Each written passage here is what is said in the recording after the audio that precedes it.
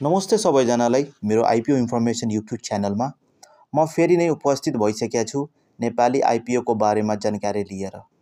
दर्शकबिनहरू, एउटा खुसीको खबर छ नयाँ लगानीकर्ताहरूको लागि। एउटा नयाँ माइक्रो फाइनेन्स कम्पनीले आफ्नो आइपिओ निष्कासन गर्न अनुमति पाएको छ। त्यो कम्पनीले पहिलो चरणमा कति किता आइपिओ निष्कासन गर्ने र कहिलेदेखि गर्ने भन्ने सम्पूर्ण जानकारी मैले तपाईहरुलाई यस भिडियोमा दिनेछु। कृपया मेरो भिडियोलाई अन्तिमसम्म हेरेर साथ दिनुहोला। यदि तपाई मेरो च्यानलमा नयाँ हुनुहुन्छ भने मेरो च्यानललाई सब्स्क्राइब गर्नु, लाइक गर्नु र कमेन्ट गरिदिनु होला। ल अब ढिला नगरी लागौं भिडियोतर्फ। स्वास्तिक लघु वित्तले नेपाल धितो पत्र बोर्डबाट आइपिओ जारी गर्ने अनुमति पाएको छ। यसले आफ्नो चालु चुक्ता पुँजीको 40% बराबरको साधारण शेयर सार्वजनिक निष्कासन गर्न गएको छ।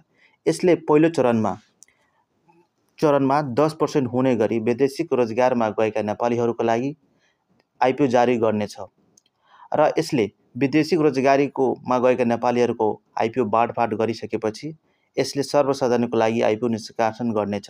यसको बिक्री प्रबन्धकको रूपमा नबिल क्यापिटल बैंक रहेको छ र साथीहरू, यस कम्पनीले वैदेशिक कोटाको लागि गर्ने मिति तय गरेको खण्डमा मैले तपाईलाई आइपिओ निष्कासन र तपाईहरुलाई भिडियो बनाएर जानकारी गराउने नै छु।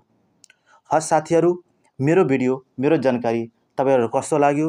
जुन स्वास्तिक लघु वित्तले चाँडै नै विदेशिकमा रहेका नेपालीको लागि आइपिओ निष्कासन गर्न गएको छ।